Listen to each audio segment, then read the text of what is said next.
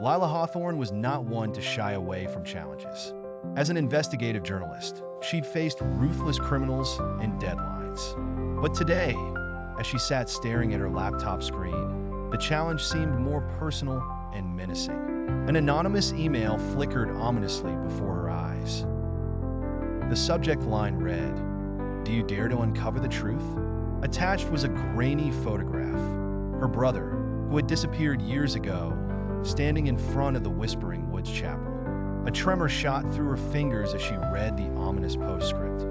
"Come alone, or don't come at all." Unable to silence the echoes of her brother's memory, Lila knew she could not face this alone. She quickly reached out to a small, trusted group who understood the dark allure of the Whispering Woods. There was Mark Ellison, a retired forest ranger, and Sophia Grant, a young goth enthusiast.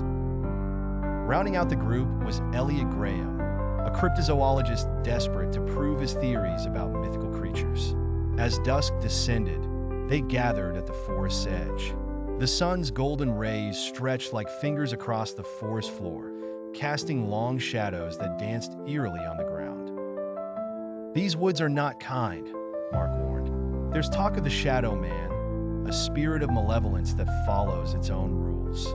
Sophia rolled her eyes, but Lila felt a strange unease in her stomach as the wind began to whisper softly, almost intelligently.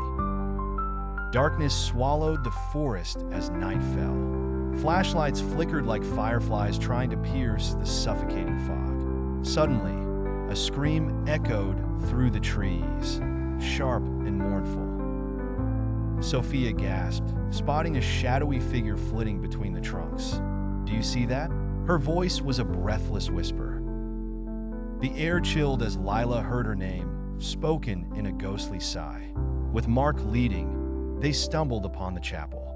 The doors were open, creaking ominously. They were rotten and decayed.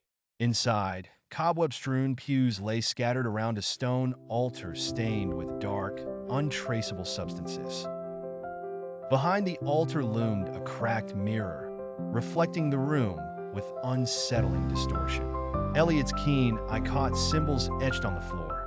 Ancient wards, he murmured, designed to contain something sinister. Sophia's sudden cry split the stale air. In the cracked mirror, a figure loomed. A man made of shadows where no man stood. Sophia choked out, "It's the Shadow Man." In a descent into madness, the whispers of the forest grew into a cacophony of voices. Sophia heard her grandmother's lullaby. Mark was haunted by the cries of a lost child, and Elliot was coaxed by a voice. But none were so deeply affected as Lila, who heard her brother pleading for rescue. Ignoring Mark's warnings, Lila approached the mirror, belief buoyed by desperation that her brother was trapped within its depths. The whispers crescendoed into a deafening roar as the others struggled to restrain her. Then, the Shadow Man emerged, a tower of darkness with hollow, glowing eyes. The chapel doors slammed shut, denying escape. With a shaking hand, Mark ignited a rope soaked in oil, a ring of fire that temporarily held the malevolence at bay. But Elliot, swept by his need to prove his theories, stayed behind. His camera capturing shadows that closed in as his screams became another whisper in the woods. Once outside, the group collapsed, breaths ragged, hearts thunderous. Lila clutched a piece of her brother's shirt, a relic she had snatched from the chapel. "Your brother," Mark intoned gravely, "is part of this forest now. The Shadow Man feeds on memories, on the echoes of what was." Sophia vowed never to return, while determination rose in Lila's heart to find a way to save her brother. Days later, in her apartment, Lila was pulled from sleep by the fabric of her brother's shirt.